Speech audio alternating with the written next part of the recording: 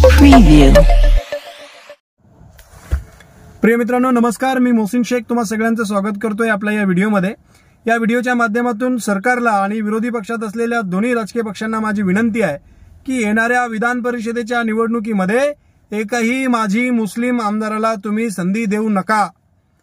मी महाराष्ट्राचा मराठी मुस्लिम म्हणून हे अत्यंत जबाबदारीने सांगतोय, एकाही माजी आमदाराला, मुस्लिम माजी आमदाराला विधान परिषदेवर पाठवू नका। कारण तुम्हाला ही जी मुसलमानांची मतं मिळालेली आहे, महाविकास आघाडीला ही जी मुस्लिमांची मतं मिळालेली आहे, ती कुठल्याही राजकीय नेत्यामुळे मिळालेली नसून समाजाच्या प्रती जी तुमची भूमिका बदललेली आहे त्यासाठी तुम्हाला ही मतं मिळालेली आहे। आणि जर तुम्हाला वाटत असेल की यानंतर तुम्हाला समाजाची मतं मिळायला पाहिजे तर समाजहिताचे निर्णय घ्या, समाजाला मुख्य प्रवाहात आणण्याचं काम करा, तर मुस्लिम समाज तुम्हाला एक खट्ट्या मतं मारेल। कुठल्याही एका नेत्याला मोठं करू नका, कारण ज्या ज्या नेत्यांना तुम्ही याच्या आधी मोठं केलंय त्या हरामखोरांनी फक्त स्वतःची घरं भरली आहेत। सतत आमच्यावर उत्तर प्रदेशचा नेता आमच्या उरावर आणून बसवला गेलेला आहे। इथे ज्या लोकांना तुम्ही संधी दिली आहे त्यांनी वक्फ बोर्डच्या जमिनी खाल्ल्या आहेत। जर राज्य सरकारला वाटत असेल, महाविकास आघाडीला वाटत असेल की आपल्याला मुस्लिम समाजाची असेल, दलित समाजाची असेल, सर्व समाजाची मतं जर आपल्याला हवी असेल तर सामाजिक नव्हे तर व्यक्तिगत लाभाच्या, समाजाच्या हिताचे तुम्ही निर्णय घ्या, म्हणजे समाज तुमच्या पाठीशी उभा राहील। कुठल्याही एका नेत्याला मोठं करू नका।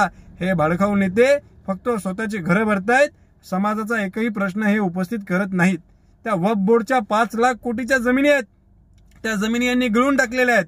आज वक्फ बोर्डच्या 90% जमिनीवर लोकांचे कब्जे आहे, याच्यावर कोणी बोलायला तयार नाहीये। एक पोलीस अधिकारी आहे, त्याने चेहऱ्यावर दाढी ठेवली होती, तर त्याचं प्रकरण कोर्टात आहे, गेल्या 11 वर्षापासून तो नोकरीवर नाहीये, त्याचं प्रकरणावर कोणी बोलायला तयार नाही। ते तर न्यायप्रविष्ट आहे प्रकरण, परंतु असे अनेक मुसलमानांचे मुद्दे आहेत, दलित समाजाचे आहेत, अल्पसंख्याक समाजाचे मुद्दे आहेत, त्याच्यावरती हे नेते बोलत नाही। हे नेते कशावरती बोलतायत? जनतेने यांचे घरं भरले जात आहेत, गुटखाबंदीवर बोलतील। यांना फुटबॉलची टीम पाहिजेत, यांना आपण जेव्हा लोकसभेत निवडून देतो हे तिथे जाऊन फुटबॉलच्या टीमची मागणी करतायत, पण हे मुसलमानांना आरक्षणाची मागणी करत नाही।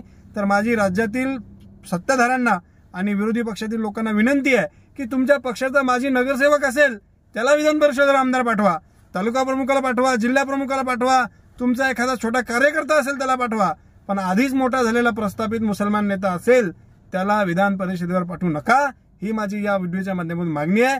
कारण जर तुम्ही पाठवलं तरी तुम्हाला फारसा काही फरक पडणार नाही, लोक त्या नेत्यामुळे तुम्हाला मतदान मारणार नाही, उलट तुमच्या पक्षावर लोक नाराज होतील। अजितदादा आणि देवेंद्रजींनी जे वक्फ बोर्डाला पैसे दिलेत, मी तर म्हणतो ते वक्फ बोर्डाचे पैसे परत घ्या। वक्फ बोर्डला तुमच्या 10 कोटीची काही गरज नाही। तुम्ही वक्फ बोर्डला चांगला शिस्तीचा अधिकारी द्या, चांगले नियम द्या, वक्फच्या प्रकरणाला तुम्ही स्पीड द्या, वक्फला एक शिस्त द्या। वक्फला 10 कोटी रुपये देऊन तुम्हाला काही फारसा त्याच्यातनं बेनिफिट होणार नाही। एवढीच मी या व्हिडिओच्या माध्यमातून विनंती करतो। थांबतो। जय महाराष्ट्र।